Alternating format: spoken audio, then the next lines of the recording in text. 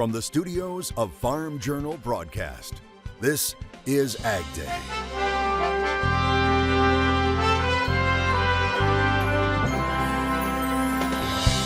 Helping to crown a champion. See who will be in the winner's circle this weekend, handing the Indy 500 champion a glass of milk. Keeping up with the latest dairy trends. So it's a win-win for us. How beef on dairy is boosting many farmers' bottom lines. And the Ag Secretary has something to say about the Farm Bill. It really is designed not to create a route to passage, but I think it's designed, unfortunately, for a route to impasse, which will cause a further delay. As the debate starts to heat up on Capitol Hill, right now on AgDay. AgDay, presented by Pioneer.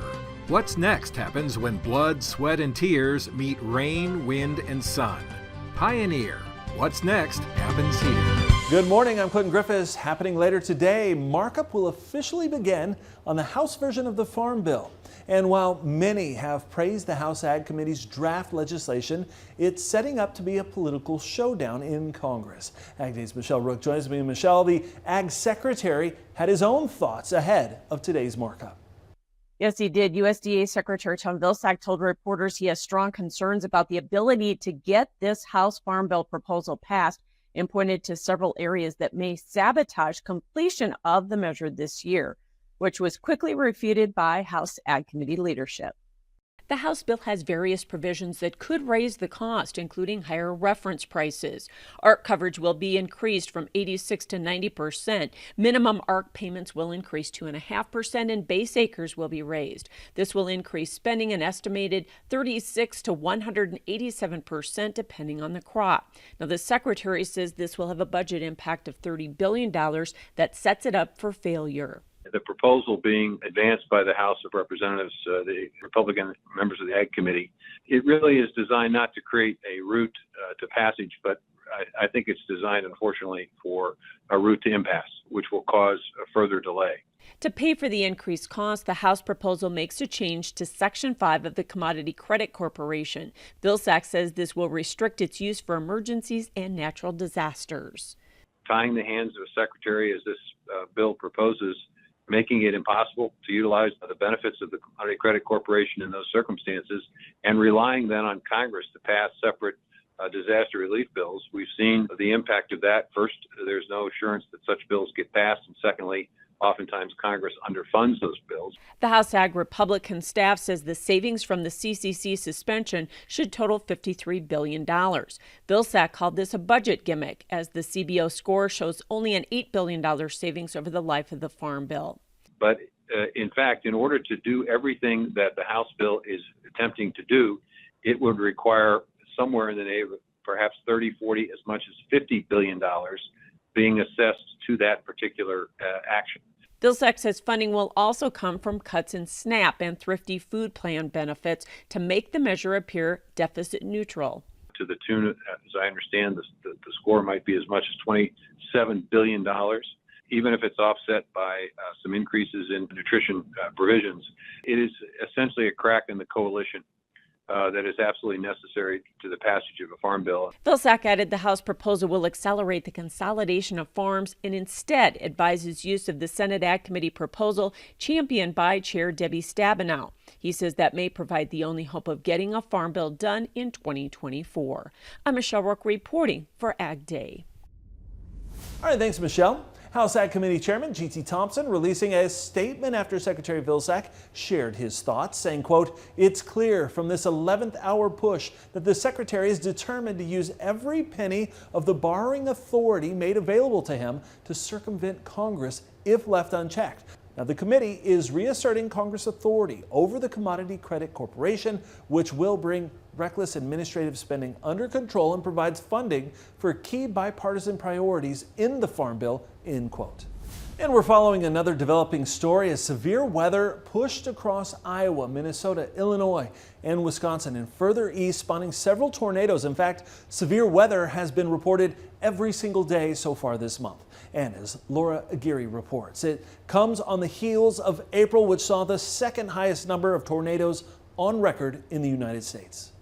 That's the tornado you're seeing on the ground, folks. It's a pretty violent looking one. violent and powerful, carving a deadly and devastating path through the small city of Greenfield, Iowa. I heard like a train, and then insulation came from the basement, and I knew it was hitting. As many survivors take stock of what's left, the loss for some families is even greater. Sadly, we can confirm that there have been fatalities with this tornado. While search and rescue efforts continue, officials are hesitant to release a death toll, given the massive impact area. We wouldn't want to give out a wrong number, and we're still assessing. The governor says a local hospital is one of the buildings damaged. An area school and a lumber yard are now among the sites being used as improvised medical staging areas. And volunteers, in some cases, transporting the injured. Everybody became little makeshift ambulances. We pulled a guy from the rubble and put him on a little makeshift stretcher that we made, threw him in the back of a truck. The governor has issued a disaster proclamation for 15 counties and will apply for federal assistance. We will be putting forth an expedited presidential declaration. We're hoping by no later than tomorrow. We're a small community. We're a tough community. We will rebuild this community together. While Iowa focuses on storm recovery, millions of people along a 1,500-mile stretch between Texas and Vermont are watching out for tornado alerts, damaging hail and high winds through the evening. I'm Laura Aguirre reporting for AgDay. Besides the severe weather, the AgDay weather team is also tracking an early season heat wave. Meteorologist Martin Lormore joins us with an update. Yeah, we have been seeing some of those very warm temperatures, especially across the southern half of the nation. And oh my goodness, temperatures have been getting very hot. I'm talking triple digits across parts of Texas into the Mojave and even parts of Florida. Seeing triple digit temperatures now, not so much right now, but still going to be staying very warm into our afternoon today and into tomorrow night. Well, tomorrow morning, still sitting at 80 degrees and upper 70s across parts of Florida and Texas. Not much room for comfort as we head into tomorrow. That Friday, still temperatures reaching into the triple digits near the Mojave. You can see Phoenix at 99. You can also see those 80s really stretching all the way up towards Chicago. It's going to be very warm across most of the nation. You can blame this a little bit of a not really full-on heat dome yet, but it sure is going to feel like it. Starting to see that high pressure to our south, but also low pressure to our north. This could bring in a handful of stronger storms across the center part of the country. Could see that continue into the Rust Belt. And take a look at this right here.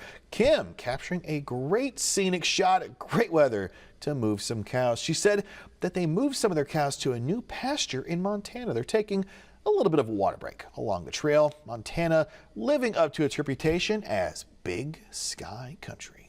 I'll have more on that forecast coming up. Australia reporting its first human case of H5N1. Health officials reported it involves a child who contracted the virus in India but has since recovered. Additionally, they report an unidentified H7 strain has been found on an egg farm in Melbourne. It's suspected to have originated from wild birds. Now, they say infected birds will be culled and movement restrictions have been imposed around the farm. The State of the Dairy Industry Report on AgDay is brought to you by Empower Dairy from Merck Animal Health. Only Merck Animal Health combines technology and biopharma products for a true full solution approach to dairy management. See how at m-power-dairy.com. And by Rabo AgriFinance. Discover how local relationship managers and global sector expertise can help you address challenges and seize opportunities. Rabo AgriFinance. Let's talk. Learn more at raboag.com. The team at Farm Journal's Dairy Herd has just released a State of the Dairy Industry Report, which was based off a survey of 210 dairy producers. And the survey found 59% of dairy operations are breeding for beef on dairy and just over half are raising them. Farm Journal's Tyne Morgan looks into this growing trend. We reuse the sand and then it all goes through a manure separator. Finding efficiency at every level. And then the sand goes through another separator and takes out all of the solid manure so we can utilize that on fields. Is one way this fourth-generation dairy producer has learned to thrive. And then the liquid will go back out to our lagoons, and then it will cycle back through, flush our floors, and then eventually we'll take the lagoon water and irrigate it out on our fescue to help us grow crops. Because on this 1,100-cow Indiana dairy farm, there is no waste. I think it's one of the coolest things about dairy farms in general is that we just recycle everything. Alex Neuenswander says when they expanded and built the new barn in 2019, they also modernized their dairy. Using modern technology has been a huge thing to help us be more efficient. We're utilizing sensors on the cows. We're utilizing AI technology on cameras that are constantly watching the cows, so we can make fast, informed decisions, just as quick as we need to, and that has really helped us become more efficient. Another game changer, according to Neuenschwander, is the focus of beef on dairy. 70% of our cows we use for beef on dairy, so they'll have a beef calf that's marketable from day one. He says by breeding for beef, it's bringing even more value back to their dairy farm. The buyer will come in 2 or 3 times a week and buy all of the baby calves that are beef calves. It's really a high value-added enterprise for sure. They just bring a lot of value back to the dairy. Coupled with the drought in the west and south, sparked a new opportunity for dairy farmers to cash in. Today, we have some of the highest on-farm prices for cattle that we've seen in history. Day-old beef calves are, selling for $900 to $1,000 right off of the farm. Mike North says in 2020, those calves were virtually worth nothing. At the time, we had plenty of replacement heifers, and dairymen said, you know what, we're just going to start breeding some of our lower genomic testing cows to beef and putting beef semen in them. We breed our best cows to sex semen and the lower end ones to beef semen, and then we can improve our genetics off of our highest cows, mated with the best bulls, and everything else is a valuable beef calf. So it's a win-win for us. From more consistent carcasses to high-quality beef, North says beef on dairy has become big business and one that isn't going away. With the advent of genomics, with sexed beef semen, with improved bull selection and availability of beef semen, and pricing that is providing a great incentive against a beef herd that likely isn't going to grow much either. All right, thanks, Ty. Now grains having a better day here at midweek. We'll see what all the green was about on the board coming up next. And later, meet the dairymen who will be in the winner's circle at this weekend's Indy 500 in the country.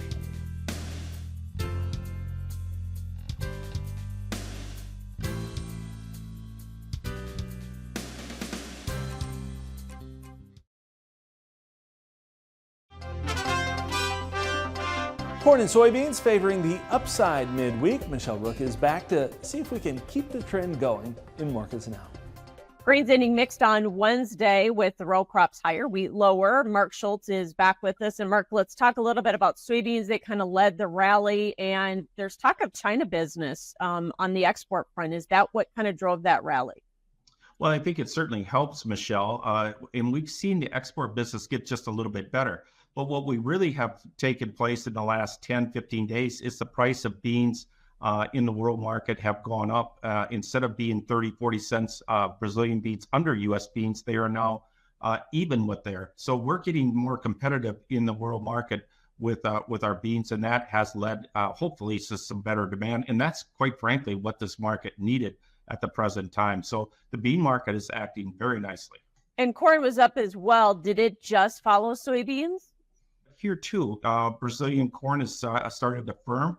And I think that's still going to be the key. We're getting the Safrinha corn crop harvest has just begun. The first yields have been respectable, but it's been on a dry pattern for the last 28 to 30 days at a lot of the locations in the Safrinha corn. And I just think that we might see something that chips away a little bit more at that production. We'll see. Yeah. So winter wheat contracts went up, made new highs for the move, and then we ended lower on the day in the entire wheat complex. But that weather narrative, the global production concerns, that is not over, is it? It's not over. The forecast kind of keeps flipping back and forth on the extended outlook in Russia and parts of Ukraine. They've been on a drier trend now for probably since February. And it still looks like, at least as of yesterday, coming into today, it went back to above normal temps, below normal precip. You're probably going to get into a time period when you get to probably this June 5th. It probably won't matter. If you don't have the moisture by that time, I think it'll be a done deal, and you should have yield losses.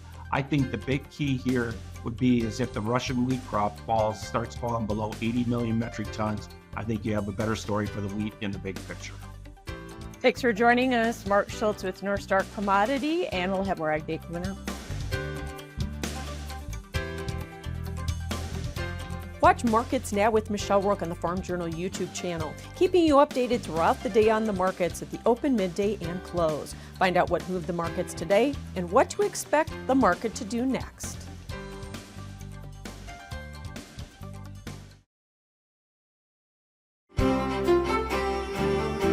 Hey, welcome back. We are still seeing some more of that strong to severe weather across the center part of the country. You can see this bullseye zone right here. They're expecting across parts of Nebraska and Kansas. Now, the wider swath is still to see that possibility for severe storms, and even stretching all the way in toward parts of the Appalachians and even up into New England. Yeah, still seeing that very low chance for some severe weather there, but our eyes are really going to be focused on parts of eastern Nebraska and parts of northern Kansas as well. So that flooding potential is also going to line up there as well. You can see that right there for that Thursday. But also to the south, that lower end of the low pressure where the cold front's going to be lagging a little bit further, could see that higher possibility of some of that flooding. That's going to continue its way across the eastern part, right up into the parts of the Appalachians. Again, this will continue to make its way into parts of the central part of the country on that Saturday. So your Memorial Day forecast still pretty soggy across the center part of the country. You can blame the jet stream for that, because as we see this low pressure skirting its way across parts of the northern plains, this is disturbing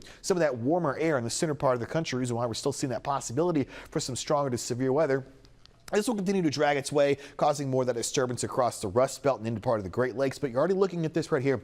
There's that next little trough right there, but also there's a ridge down to the south. That's the reason why it's so hot down here, because we're seeing that really high pressure sticking its way throughout most of this weekend. Temperatures in the triple digits, sadly going to be expected for a good portion of southern Texas and even stretching into parts of the deep south and in toward Florida as well. You can see that next little trough really rolling through into our Sunday. This is going to cause more of a disturbance across, again, areas of the Great Lakes and Rust Belt as we get into that weekend. Watching it pretty closely over the next couple of days.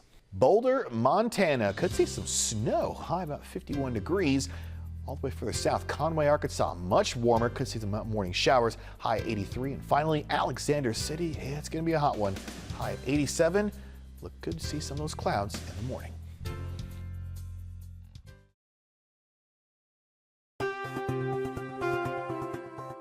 There's been a rally in the cash cattle market, and that means cattle feeding margins are also growing. That's according to the latest Sterling Beef Profit Tracker. Now, this is negotiated cash cattle sold for over $189 per hundredweight last week. That boosted feed yard margins by $83 per head for an industry average profit of $375. Meanwhile, beef packers saw a $40 per head improvement, but still saw average losses of $98 per head. Cattle sold last week carried a total feed cost of just over $378 per head, which is down $6 from the previous week. The invasive Asian longhorn tick is showing up in more states, now confirmed for the first time in Illinois.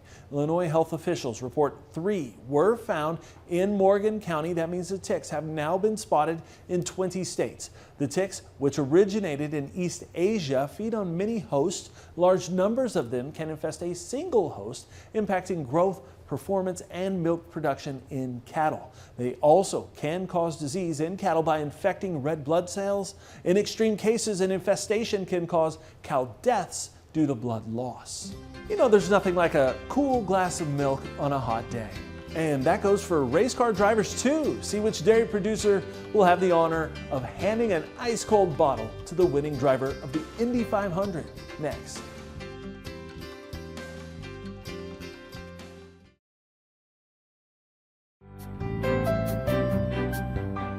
A dairy tradition will be waiting at the finish line again this weekend for the winner of the Indy 500. Now, the winner of the race will be given a delicious bottle of milk to quench their thirst. It's a tradition that started after the 1936 race when driver Louis Meyer requested buttermilk to drink. Now, since then, an Indiana dairy farmer has been in the winner's circle to hand off a cool glass of moo juice. Each year, 2 dairy producers in the state are selected to carry out the honor. Now, this year's producer selected to hand the ice-cold bottle to the winning driver is none other than Alex Neuenschwander. Now, you saw him earlier in the newscast in our report about the growth of beef on dairy in the industry. The rookie in training this year is Abby Herr of South Whitley, Indiana. Next year, she will be giving the bottle to the first driver to cross the finish line. And that's all the time we have this morning. We're sure glad you tuned in. From all of us here at AgDay, I'm Clinton Griffiths. Have a great day out in farm country.